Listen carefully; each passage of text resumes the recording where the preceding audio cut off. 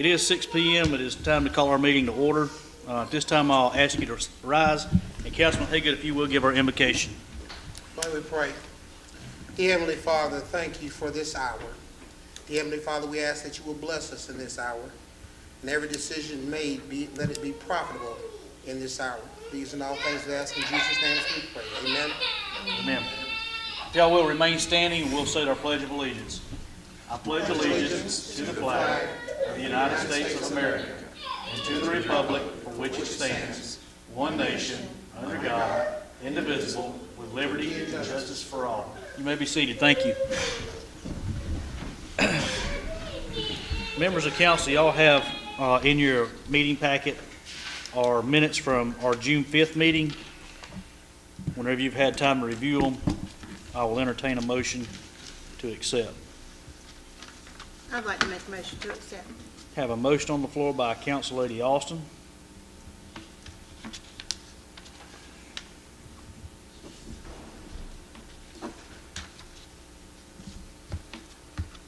I was not present at the meeting. Wow, I was going to say that. That was my line. I wasn't present at the I meeting. will second because I was present for that meeting. I don't see any additions or deletions or subtractions. We have any discussion? Yes, discussion. You have the floor. Yes, to Mayor and Council, my sincere apology that I was not able to make the meeting. I was a bit under the weather that evening, so my sincere apology. Fantastic, no problem. Any other discussion? Hearing none, we'll call the question. All in favor? We have none opposed. Next up, we have public comment. Okay. Next up, we have special requests and reports by Stephen Greer. You're up, Big Daddy. If you will, make sure that microphone's on. Flip the switch towards you. If it's not on, just tap it a little bit. We should be able to hear it. There you go. You good. You have it. The floor is yours. All right. Basically, what I'm here for, Mayor, Town Council, I'm here today just to basically just get just to reschedule my event that was scheduled for this past Saturday. I just didn't have enough time to put it together. I thought I did. I only had 47 days when last year I had like 93 days to put it together. So I thought I could do it. I'm only a one-man team, 1 man and half an assistant, but neither here nor there. I just need enough time to put it together so I can put together a successful festival for the town of Williamston. So what I thought about was there's a couple of Saturdays. I don't want to do it on Labor Day because I know that's super packed. Don't want to do that. So what I looked at was the 16th and the 23rd, the 30th, and the 7th of October. So I'd just like for you guys to look through the calendar to see what you got going on right there and see if I can reschedule that for one of those days. Would you please repeat those dates slowly for me? I got Yes, sir. September 16th, September 23rd. The 16th, the 16th, the 23rd, the 30th, and the 7th. I'm not opposed to the 7th. Like I said, I mean, definitely not opposed to the 7th, but those are the dates that I would definitely need any one of those dates, and I can, like I said, get this together. Okay. Anyone else? Stephen, Stephen or Stephen? That's what I thought. Stephen. I want to make sure I'm saying it right. Yeah, man, I'm going to correct you. So, Stephen, I just want to make sure that once we set this date, we kind of know what's going on. And the reason I asked, you're a one-man team, but there's a lot of people that come in with A lot of dynamics, man. A lot of dynamics, and it's a lot of players involved that Correct. it takes to make an event happen. Correct. One of which is our police and fire, and giving them 4 days' notice when they've already worked out their weekends and stuff like that and planning to be here was particularly problematic for our public safety people. When they're making plans with their families, stuff like that, they cancel those plans, and all of a sudden, so we need to make sure whatever we do, that we take that into consideration whenever we're setting a date. Yeah, definitely. We do not have this on the agenda to vote on, but I feel certain that council would allow me the authority to set that date. Just get with me and Debbie. We'll coordinate with you on that date, and I'll get with our staff here, make sure we don't have an event already going on. And then we'll probably look at other jurisdictions around, other neighboring jurisdictions, to make sure they don't have a festival or event going on that we would either be competing with them on. Does that make sense? Yeah. I think it'd be a lot more successful if we were able to do that. So I'll ask council, does anybody have a problem with me making that decision on my own? No. Setting that date, since we don't have a narrowed down date right this very minute? So and let me ask, we will not have to have a special call meeting to okay the event. To approve the date. Just to Right. approve the date. If it comes up to be the 7th of October will be the date, it'll be no problem for us to approve it, and we'll probably do that formally in August. If it's September, that's going to give him very, very little time. Here's my point. We'll get with council, and if I tell you this date's good, it'll be good, okay? Okay, yeah, I understand. One more thing. One Yes, more sir. thing. Am I able to, I thought about this, like, for next year. Can I set this for next year? So, so I can have this at the same date next year, just on the Saturday?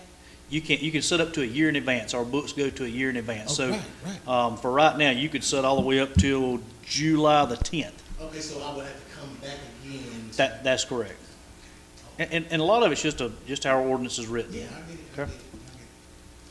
And that would definitely be to your advantage, that's gonna give That's you what I ample would sooner like the to better. time to do. put Yeah, that. so I just put that already together. have it on the brain. It's already done. I don't have to go do this again. Right. But it's neither here nor there. Sounds good. I'm good if you guys are. We'll be in touch. I'll get with Debbie and Michelle. We'll coordinate those dates, and I'll have one of them reach out to you and let Okay. you know which one will be the best. Thank y'all. I appreciate it so much. Thank you, buddy. This time, I'll ask Chief Marcy or the next highest ranking officer from the police department to come forward, please. That's gonna be Lauren Moles. Lauren's got a few presentations that she would like to do this afternoon. And you can wing it. You're good. For those of you who don't know, we've got a car sitting kind of not inside Walgreens, thank goodness, but kind of played ping pong or played what's the bumper cars off the pillars out front. So some of our command staff are tied up with that right this minute, I would expect. Chief Marcy is in the hallway, if you'd like me to grab him and switch Yes. places. Would that be? Well, at least get him in here. All righty. I'm sure he don't mind you talking.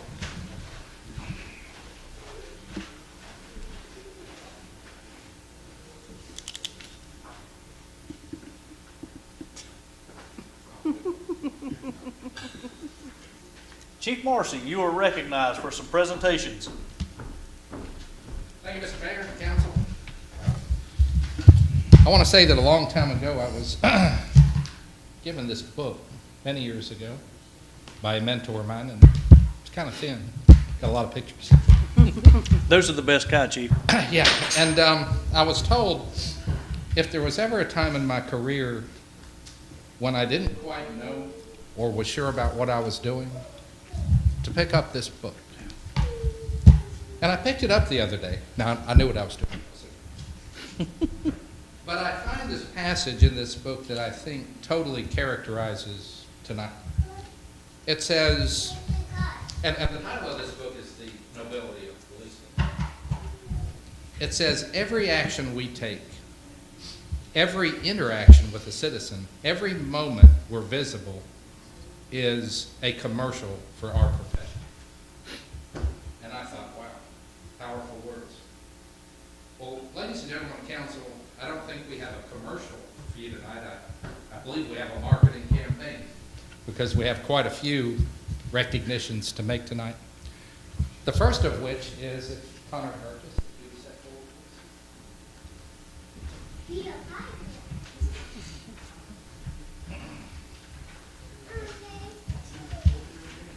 Connor Burgess, having met all requirements to the position, you are now being promoted to police corporal.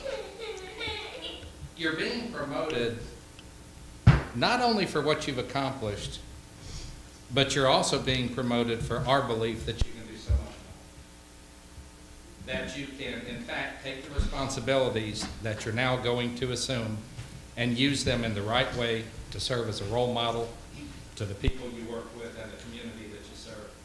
I know it's a tremendous responsibility. I know that you've earned it. But I want to say now that you've been promoted, you have to keep earning it every single day. And there is no doubt that you're going to excel in this position. And I want to be the first to say congratulations, Connor, for being promoted to corporal. And as is customary, we're going to let the person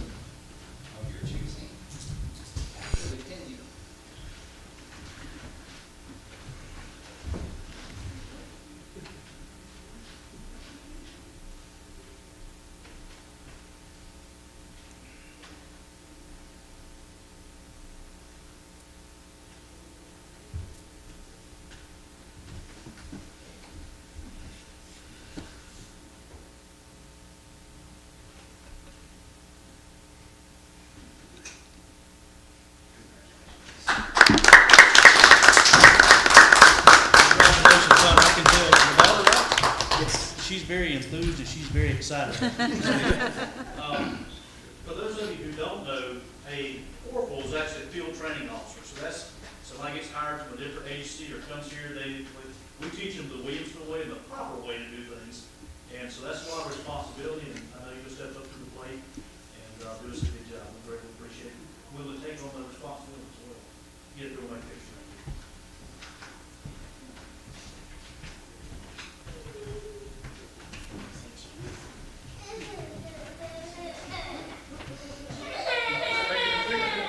Taking a picture. Come on, smile.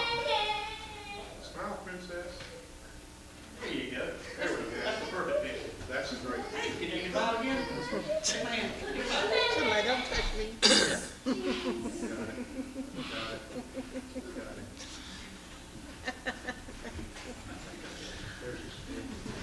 Congratulations, Conrad.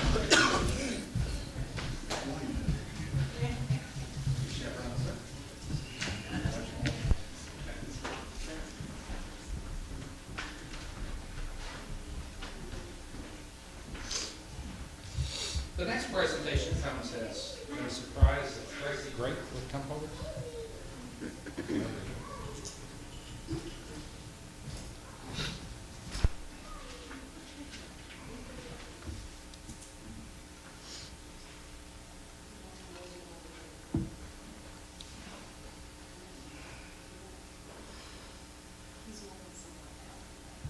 We can go to the next, we can get it. Okay, so the next awards to be given is I want to tell you about our investigative team. On September the 14th, 2021, a man came from Vermont wearing a mask and disguise and actually robbed First Citizens Bank. And we know that his belief was that he would never be caught. And in many such cases, well, that's the truth. That could have very well ended up being a whodunit. However, I believe that that offender very seriously underestimated not only the investigative skills of this department, but the dedication of the men and women who worked hard to bring that man to justice. Our officers worked around the clock and on weekends, and within 2 weeks, the offender was identified, arrested, and extradited from Charlotte, North Carolina. Well, this past month, he has pled guilty, and he was sentenced to 8 years incarceration. And I want to congratulate our investigative team.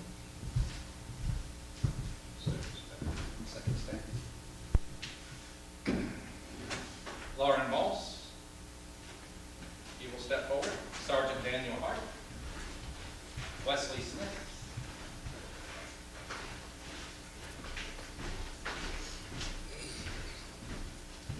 These commendations read as follows.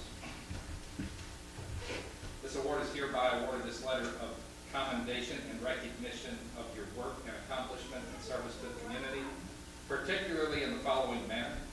Whereas as a result of the robbery of First Citizens Bank on Main Street, Williamston, on September 14th, Jody Culbertson, Lauren Moss, Daniel Hart, Jack Sanders, and Wesley Smith responded to the incident and during the subsequent investigation in the following days, working diligently as an investigative team, recovered physical and video evidence, which led to the conclusive identification of Jason Douglas King as the perpetrator. As a result of the thorough investigation and case preparation, King subsequently pled guilty to the charge of entering a bank to steal and received a sentence to serve 8 years, given this 10th day of July,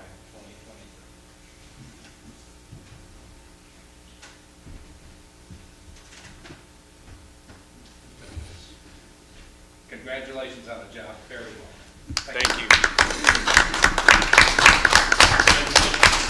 I appreciate what y'all do every day. I'll add a little bit more to this, Chief, and correct me if I misspeak. The evidence on this case was sparse, very circumstantial. So it took a lot of efforts, and I'll tell you, most jurisdictions would likely, it's a federal crime for Alabama. Most of them probably did instant report, turn it over to the feds, let them handle it, and it probably would have went unsolved for years, and maybe never been solved. That does not bring great peace to our employees at First Citizens. That does not bring peace to our community. And y'all's actions, y'all's efforts solved a federal case. And that's very important. And we're able to bring that perpetrator to justice.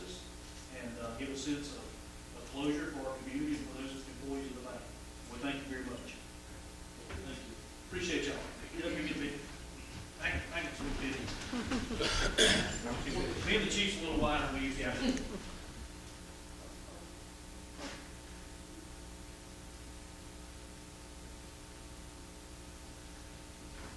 Thank y'all. Now that Tracy Great has returned, would you like to step up?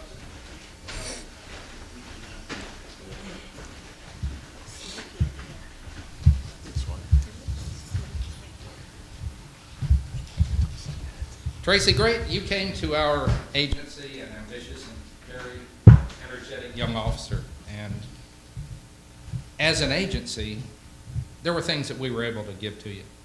We gave you opportunity and we gave you ability to serve as an SRO.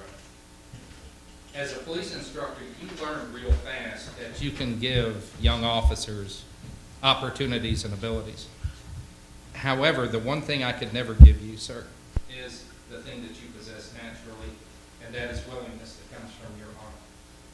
Time and again, you've shown us your ambition to not just meet the requirements of this position, but in fact to excel. This time you come before us having earned, one, a Master of Criminal Justice Administration degree at the Command College at AU. You were named to the Order of Sword and Shield. You were chosen as the Regional SRO of the Year by NASRO, or SCASRO. Not only that, but you were chosen as the State of South Carolina SRO of the Year, and that was for the entire state by SCASRO. This is nothing less, sir, than a super performance, and we want to recognize you tonight for that, sir.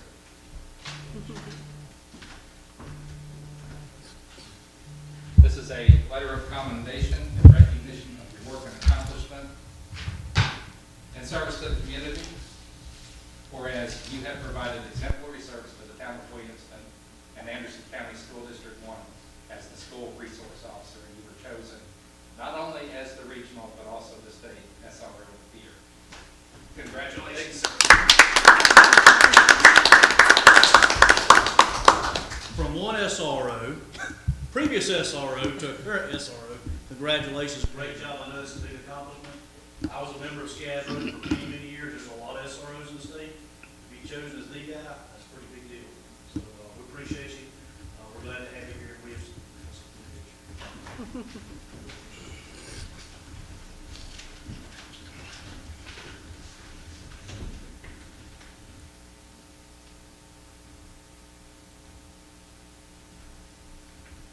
You're a Mustang, right? Yeah. Appreciate you.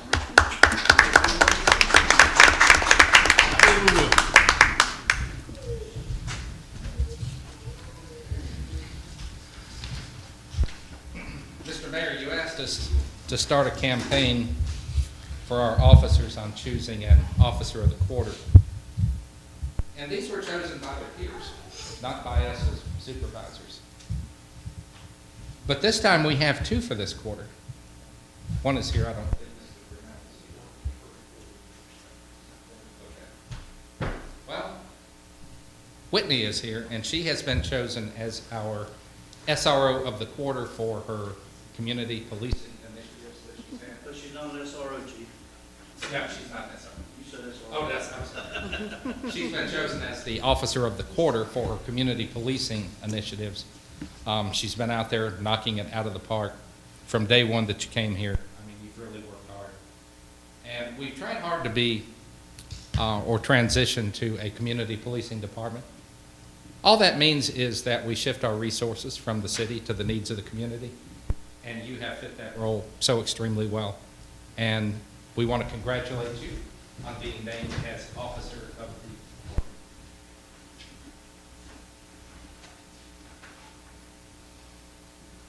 Whitney Crawford, during April, May, and June of 2023, you have demonstrated personal initiative and community engagement through your responses to calls for service involving property theft, animal complaints, and assisting persons experiencing an emotional or mental health crisis.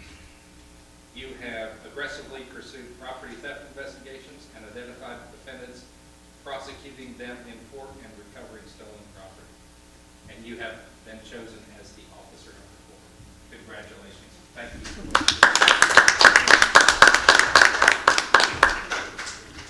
Congratulations, Officer Crawford. She's fairly new to the agency, but she stepped right in and has done a phenomenal job for us. We're very lucky to have her.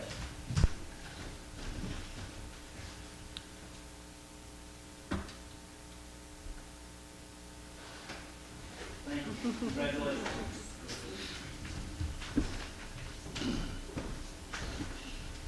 And the last award that we have is one that comes straight from my heart.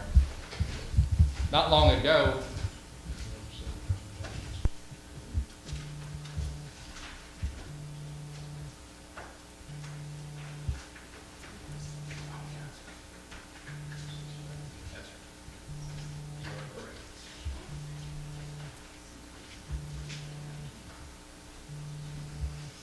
most recently, we had a call where some shots were fired on East Carolina Street. Everybody knows the problems that we have historically had there. But we had 3 officers who responded to this call. That was Lauren Moss, Whitney Crawford, and Josh Cobb. And during their response, I want to say that they didn't simply just drive through or keep driving. They actually stopped, they investigated, and through their investigation, they found an individual who was in fact a fugitive from justice. And this individual was in fact hiding in a residence. During the time of the apprehension, that individual attempted to flee and was apprehended by our very own Whitney Crawford. Great job. But by taking this individual off the street, they were able to actually take someone who was very dangerous from the streets of Williamston. This person had previously been involved in a domestic violence call where shots were fired. This individual was wanted by probation among many other violations, including domestic violence in Anderson City. But because of your attention to detail, you took this guy off the street, and we greatly appreciate the work that you did in that case. So we would like to make this presentation to you tonight.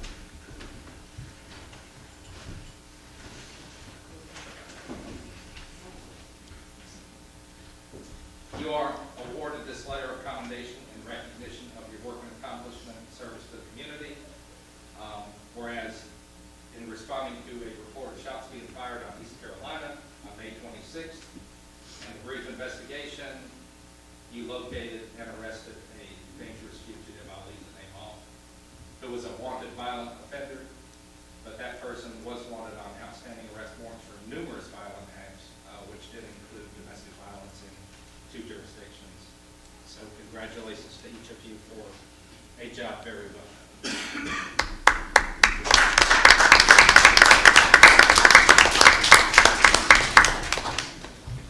Congratulations again. Congratulations again. God, congratulations. Let me also add again, these are some of our clients right here. I'm extremely proud of the Williamston Police Department. These guys are firing, and gals, are firing on all cylinders, and it's taken a while to build our team back up. We probably have the best team in the state. I'm very, very proud of the men and women who serve this community, serve faithfully and loyally every single day. Those calls, just like what the chief described a while ago, they have the propensity to go south at a quick like hurry. And it helps me rest well at night to know that we are confident, capable individuals that are wearing that gun and badge every day to protect us and keep us safe. We're thankful for each and every one of you and what y'all do every day. Picture time.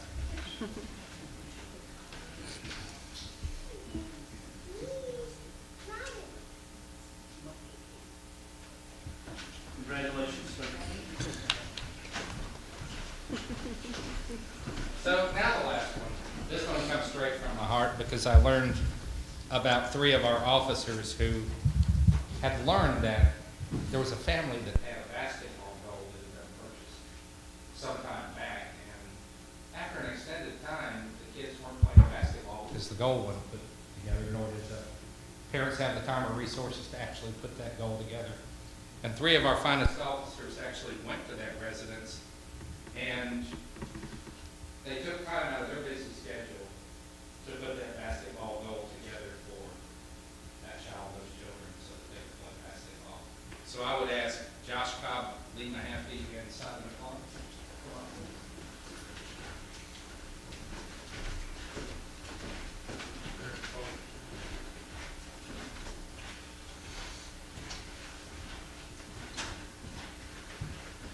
These are letters of recognition. It says your recent actions to assist with the assembly of a long-awaited basketball goal that was purchased by a family demonstrates a dedication to service and a willingness to take on tasks that are not of the kind normally performed by a police officer. These kinds of actions are examples of community engagement that reflect positively upon not only yourself, but also on all of us here at the police department. And you are to be commended for your actions. Thank you for what you did. You made a big difference in a child's life and in the family's life. Thank you for what you did for our community.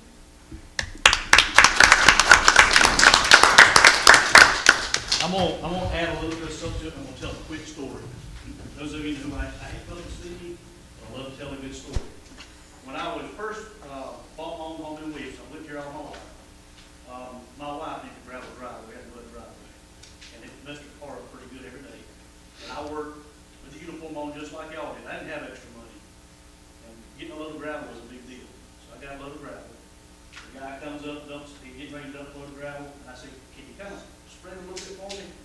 He said, "Well, that'll cost you $50 extra." Back then, that was 6 hours of working to come up with additional $50. So I never will forget, I said, "Just pile it right here and I'll get it myself." Day about like today, I spent 2 days shoveling with a wheelbarrow, trying to spread that gravel out so my wife would have a nice place to drive. A fellow by the name of Joe Sullivan used to be over our street crew, drove by in a tractor. He saw me, and that sweat pouring off my face, and he got no extra money. He made a difference in my life. He stopped. He said, "Can I help you with that?" He was on the town tractor. He said, "Can I help you with that?" I said, "Would you?" He said, "Get out of the way." He took 5 minutes of his time, maybe 10 at the most, and made a difference in my life that I won't forget from now to the day I die. And my motto as mayor is be the difference in somebody's life. It means something when you can make a difference in somebody's life. I tell my staff, including y'all, if you can make a difference in somebody's life, and it doesn't bankrupt the family, it doesn't cause major problems, stop and take a minute to make a difference in somebody's life. And y'all have my permission to do that. The town crews know they have permission to do that. And together, I think we all make a difference in our community. I'm super thankful for what y'all do, the initiative you took on that day to try to help these people out and make a difference in their life. And I'm very grateful. Thank you. Picture time. I'll get choked up telling that story. It's a good story.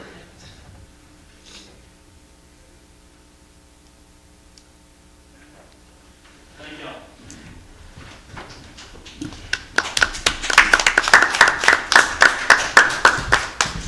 And Mr. Mayor, Council, I just want to say this is a very small part of what our officers do each and every day. They are truly making a difference, and I couldn't be more honored to work beside a group of men and women that are so dedicated to their professions and what they do. But thank you for having us. Chief, I do have a quick question for you. Absolutely. We're full house now, aren't we? No. Close. We're very, very close. We're one We short. are so close. As of the 17th, we are hiring one more. Okay. The lady I told you about that was a detective before in 2 different departments. Yep. Assistant chief with another department. So if everything works out right, she'll be here on the 17th, and we will That's the one I met the other be day? full. Yes. Outstanding. Right. So I guess my point in telling council, we're attracting some high-quality candidates and some good officers. That's super exciting to see that happen. I thank you for your leadership, what you guys do every day in your command staff. It does make a difference. It makes a huge difference in being able to attract and retain good quality employees. Thank you. You're to be commended as well. Thank you, sir. Can I get a full staff award? It's in your box. Let's give them a round of applause.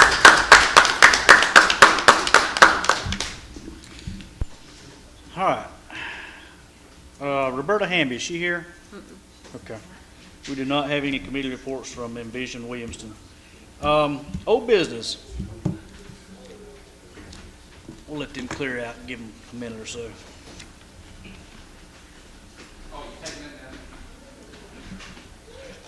Y'all sure y'all don't want to stay?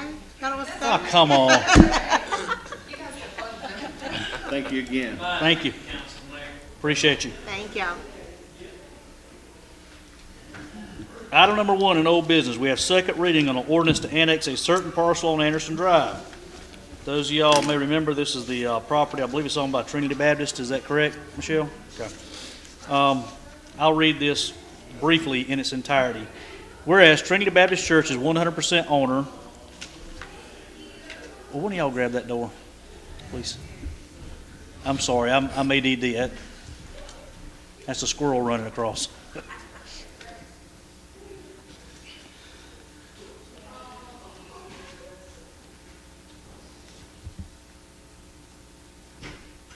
Thank you, Ray. Whereas Trinity Baptist Church is 100% owner of Anderson County TMS 221-0005002 and 221-0303-007 has filed a petition with the town of Williamston for the annexation of this property into the corporate limits of the town of Williamston. And whereas proper petition has been filed with the town of Williamston Council by 100% of the freeholders owning 100% of the assessed value of the contiguous property, hereinafter described petitioning for annexation of the property to the town of Williamston under provisions of South Carolina Code 5-3-150, Section 3. And whereas the property, as more fully described in Exhibit A, is contiguous to the corporate limits of the town of Williamston. And whereas any portion of the public right-of-ways abutting the above described property will also be included in the annexation. Whereas it appears to town council that annexation would be in the best interest of the property owner and the town. Now therefore it be ordained by the town council of the town of Williamston that the property described herein, as more fully shown in Anderson County TMS 221-0005002 and 221-0303-007, as recorded in the Anderson County Register of Deeds office, is hereby annexed and becomes part of the town of Williamston corporate limits. The property annexed under this ordinance shall be zoned INS Industrial District, Institutional District. My apologies. All right, this time I'll entertain a motion to accept this on second and final reading. Move to accept. A motion on the floor by Councilman Alexander. I'll second. Second by Council Lady Austin. Any discussion? I'll say it's always good to see our town continuing to grow. I hope there'll be some good use of this property in the very near future. Any other discussion? Hearing none, we'll call the question. All in favor? And we have none opposed. New business. Item number 2, resolution to join ANAT's MPO. I'll read this resolution. I think I will. Let's see how short it is. Yep, I'll read this resolution in its entirety. Whereas the town of Williamston is a municipality with Anderson County and along with the town of Pelzer and West Pelzer in its own census-defined urban area, and whereas the Anderson Area Transportation Study, ANATS, is a metropolitan planning organization designated by the South Carolina Department of Transportation, the Federal Highway Administration, and whereas the Anderson Area Transportation Study, ANATS, serves as the long-range planning body for all designated federal transportation and transit funds provided by the current transportation bill, and whereas the town of Williamston is requesting membership in the Anderson Area Transportation Study is a full voting member of the policy committee. Now therefore it be resolved that the mayor and town council of the town of Williamston approves that the town's mayor shall serve as the voting member on the Anderson Area Transportation Studies Policy Committee, and that the membership in the Anderson Area Transportation Study includes attendance to the study team's meetings as well as the town's residents' ability to apply to the Citizen Advisory Board, and that the resolution shall take immediately upon its adoption by the mayor and council and shall be forwarded to the Anderson Area Transportation Study for consideration. At this time, I'll entertain a motion, and I'll go further in discussion. So moved. Have a motion to accept by Councilman Cole, Second. second by Councilman Alexander. I'll elaborate just a little bit. Due to the new census, we were a member of GPATS. We did have the option previously of being a member of GPATS or ANATS. The GPATS is the Greenville-Pickens Area Transportation Study. And after the new census came up, Williamston, West Pelzer, and Pelzer became our own MPO, which is a metropolitan planning organization. When we have the numbers to become a MPO, we have to be assigned to a transportation study group. All right, and so our options was GPATS again, which we would be a little bitty fish in a great big pond. We had the option of the Appalachian Council of Governments has a small transportation study with very, very little funding. And then we also had the option of going with Anderson Area Transportation Study. The three mayors met with all three organizations, and we all three unanimously agreed that the Anderson Area Transportation Study would be our best interest to join. We do have to join one. We were orphaned, like I said, by the new census data. We became orphaned, and we had a choice of what we wanted to do. The primary reason I believe that we chose to do the Anderson Area Transportation Study was, number one, we have seats on the board, on the policy committee and the study committee, which is really, really important, particularly with our 29 corridor. That has been a major issue that ANATS has been pushing, is to try to widen and expand Highway 29 to be an alternate route from I-85. Obviously, that will benefit us and would benefit many other jurisdictions throughout Anderson County that are along that 29 corridor. So I would ask that y'all take my word for it, that the three mayors have studied it in great detail, and I think this is probably going to be in our best interest to join the Anderson Area Transportation Study Committee, otherwise known as ANATS. All right, I have a motion on the floor in a second. Any other discussion? Hearing none, we'll call the question. All in favor? And we have none opposed. Next up, we have approval of funding for a gazebo.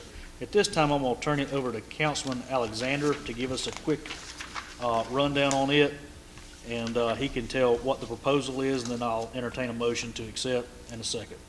Okay. You've got the information in your packet from the man who gave us the quote. By the way, this man who is put in this quote, or this bid, is the same person who built what I think we call the wedding gazebo at the park. It's the one on the other side of the creek. I met with him there at the park, and we looked at the gazebo that is over the spring, and we also went up to the pocket park where this one will be going. And I told him that we were looking for something that was very, very similar architecturally to what is currently over the spring in the park, which that gazebo has been there for a very, very long time. And so he has put together a quote here for about $28,000. And so I'll go ahead and make the motion that we accept the bid. Okay. Yep. And I will make it for that we accept that we designate $29,000 to go towards the building of the gazebo at the pocket park. From what funding source would you prefer? It would be from the H-Tax? hospitality tax. All right, we have a motion on the floor by Councilman Alexander that we appropriate $29,000 of hospitality tax for a gazebo that will be like or similar in style and architectural design as the the historic Mineral Spring gazebo, and it be placed in the pocket park right there at the focal point of the town, right by Bojangles. Correct. All right, do I hear a second? I'll second. Have a second by Council Lady Austin. Any other discussion? Was this coming out of the budget we just ended, or the budget we're just entering? That's a kind of be the new one. Okay, July, okay. Yeah, any expenditures that we make from this point forward will be out of the new fiscal budget. No, No, this is his name.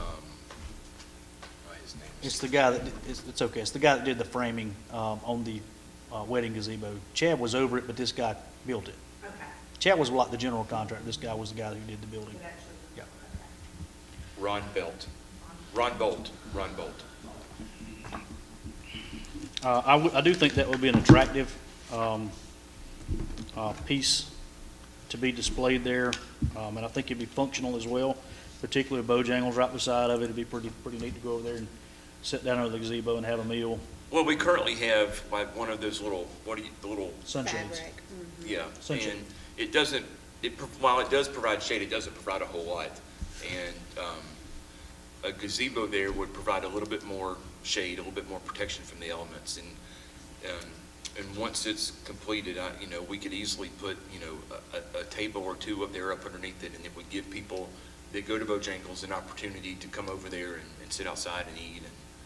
And again, it's kind of the gateway into the central part of the town, and it kind of sits up off the road a little bit, so it would be very, very noticeable, and Very prominent. yeah, I think it would look really good. The other thing too, the pad that was poured there for it is already in place, and kind of laid out specifically for, it appears, for a gazebo. So, the foundation and stuff would be there, we wouldn't have to worry about that. And just for clarification, the 29,000 was the best bid that you got. It And it'll was. get us the closest to what we currently have. Correct. Yes. All right, any other discussion? And am I correct, Mayor, this was part of the original plan for this park, to the best of my memory, to have a gazebo or something like it there?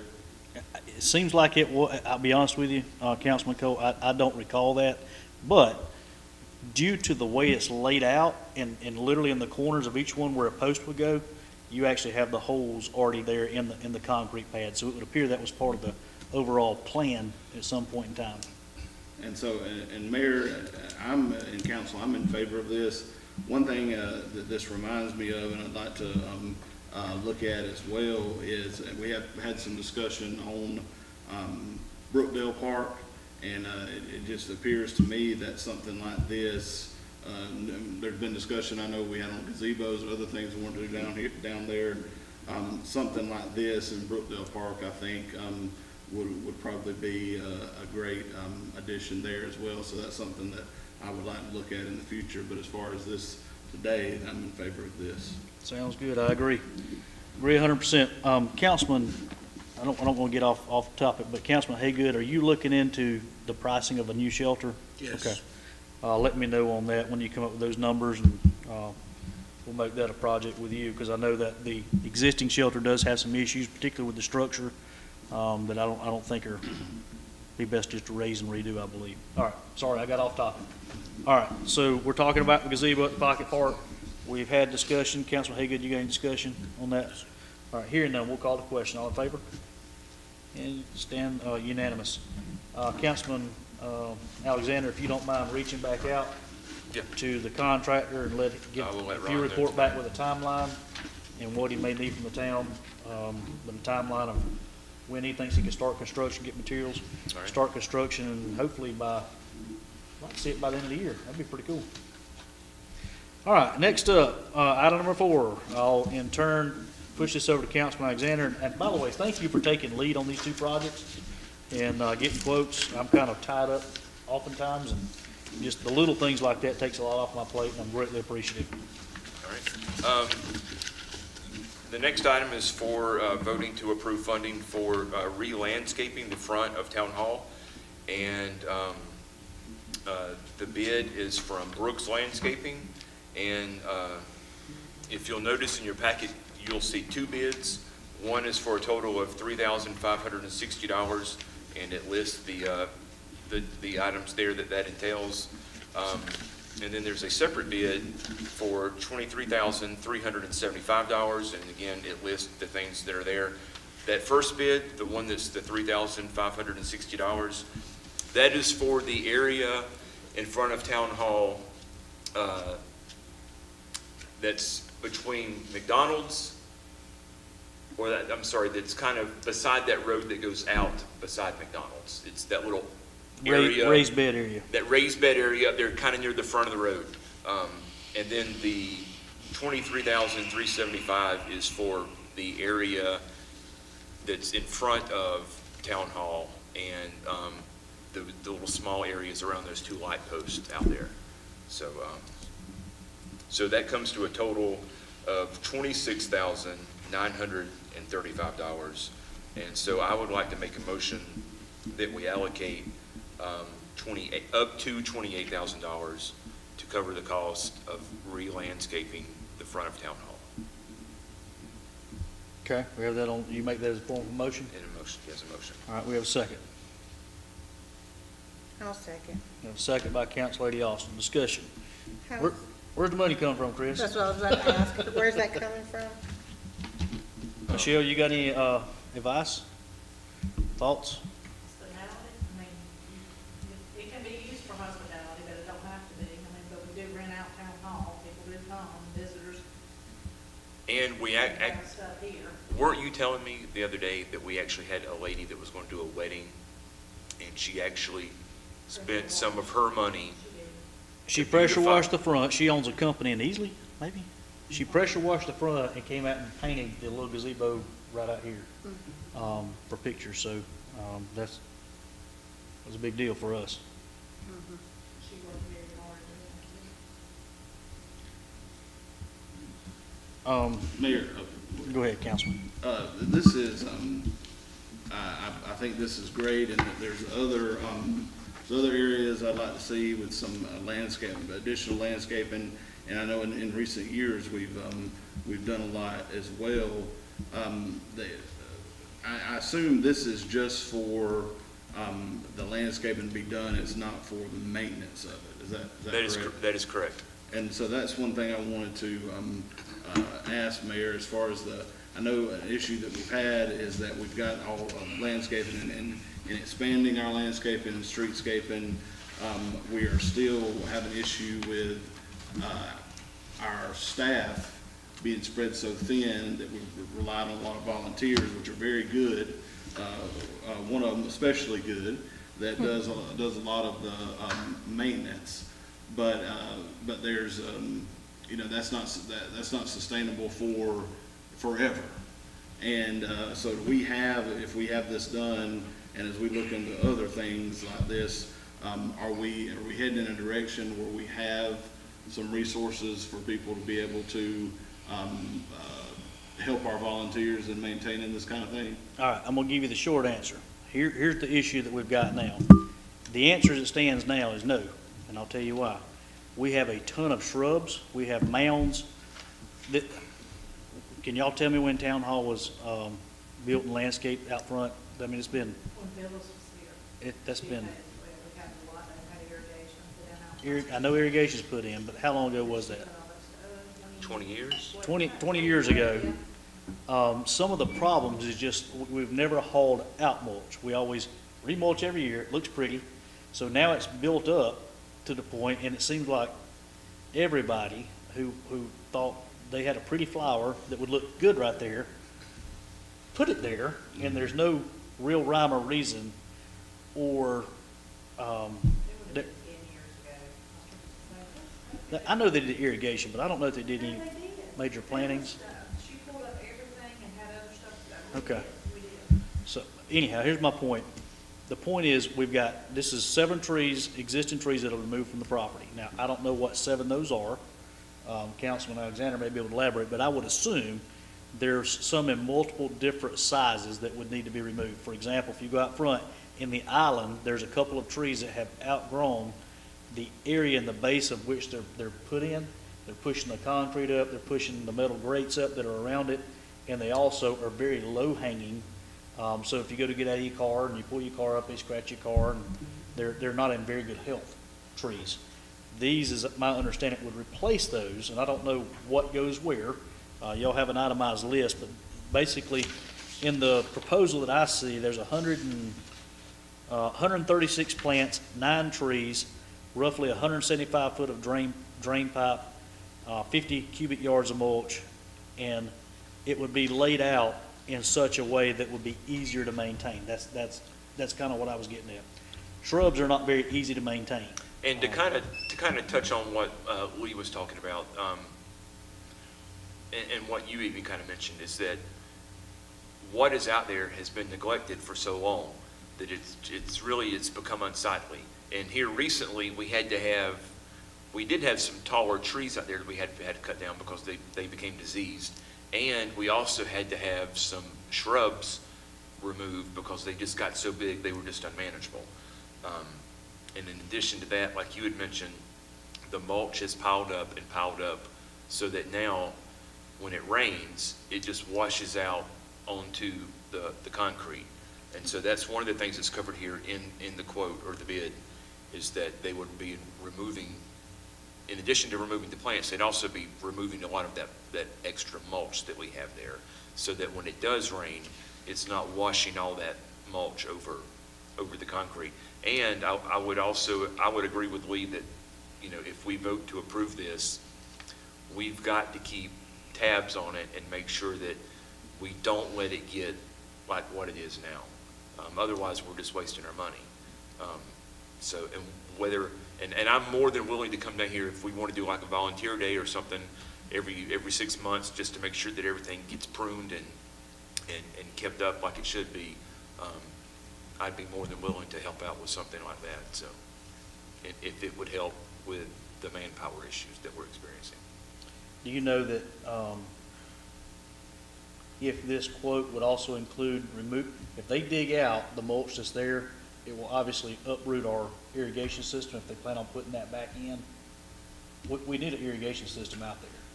And so my concern is if they rip that out and they don't replace it, then we're out there hand watering and stuff, and we definitely will have the staff to do that.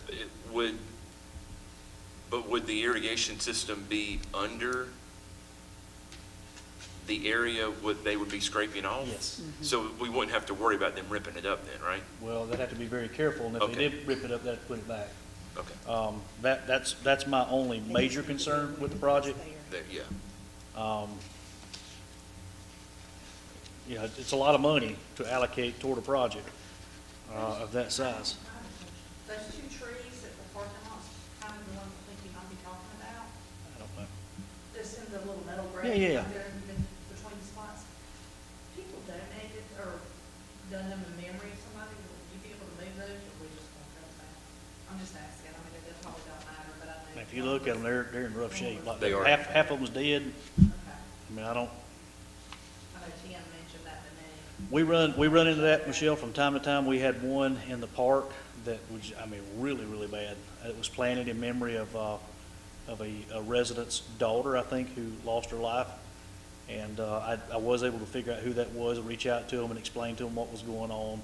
And, you know, everybody understands, I think, when everything's not going to be here forever. Even though we'd like for it to be, there becomes a time when, you know, every living creature or every living thing is going to need to be replaced or need some attention. And I think those two definitely need some attention, whether we go with this project or not. And Councilman, I understand, correct me if I'm wrong, you reached out to other landscaping folks as well. Can you elaborate on that? This was the only bid that we received. Okay. So, And Mayor, if I may ask the clerk, do we have information as to who those trees were dedicated to, or do we have that somewhere? No, one of them, I know it was Cohen, the Phoenix company. So if we could, They may want would to it be do a possible to replacement. reach out to them to, at least to let them know that we're doing this and the reason why? Yeah, absolutely.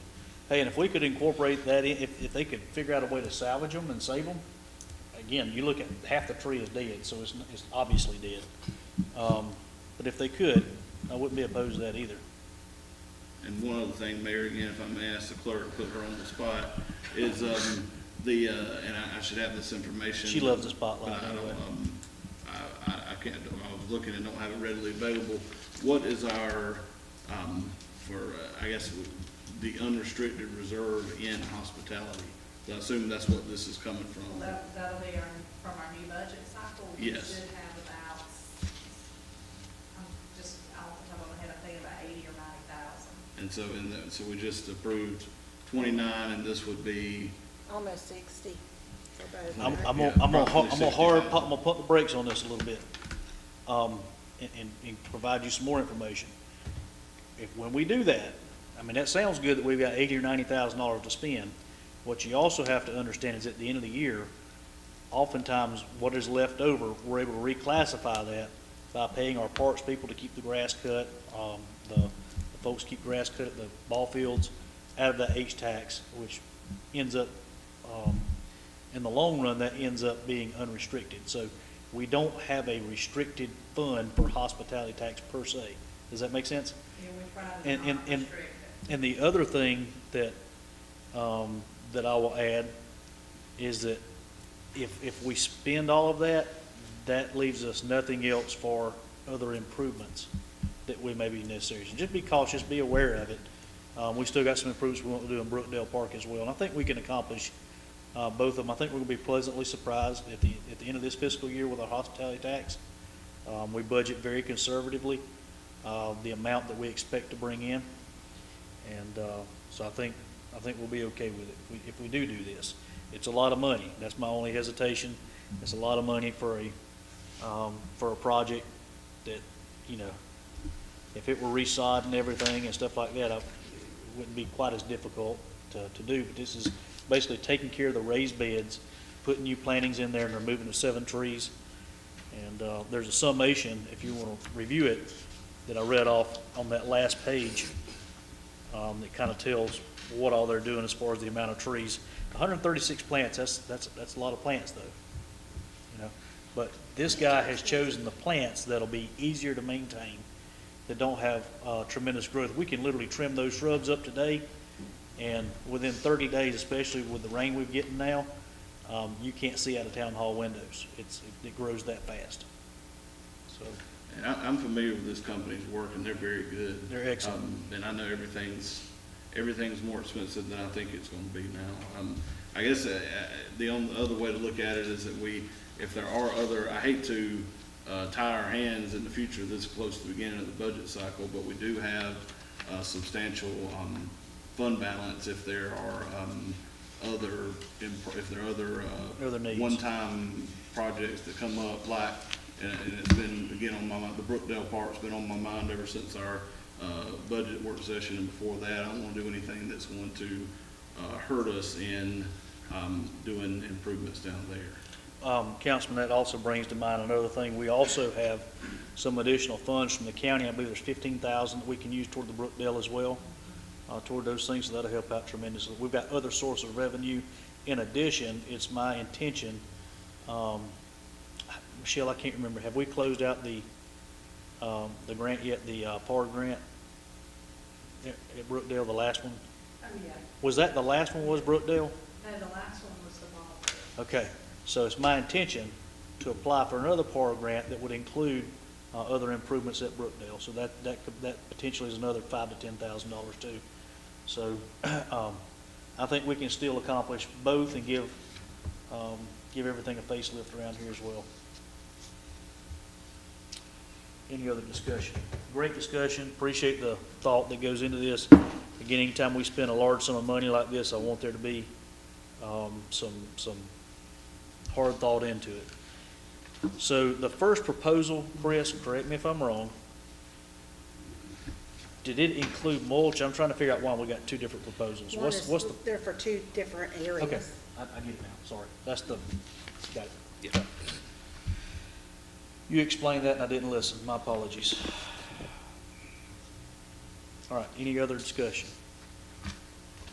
All right, we have a motion and a second on the floor to spend, what's the total, Chris, I 26,000? made the motion for up to $28,000. Up to $28,000 for improvements, landscaping improvements in front of Town Hall.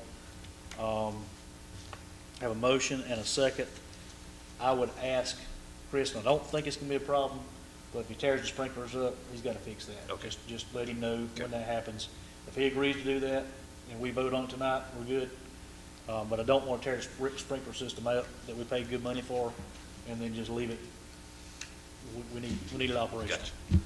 All right, so we have a motion on the floor and a second to spend $28,000 on improvements landscape in front of Town Hall. Any other discussion?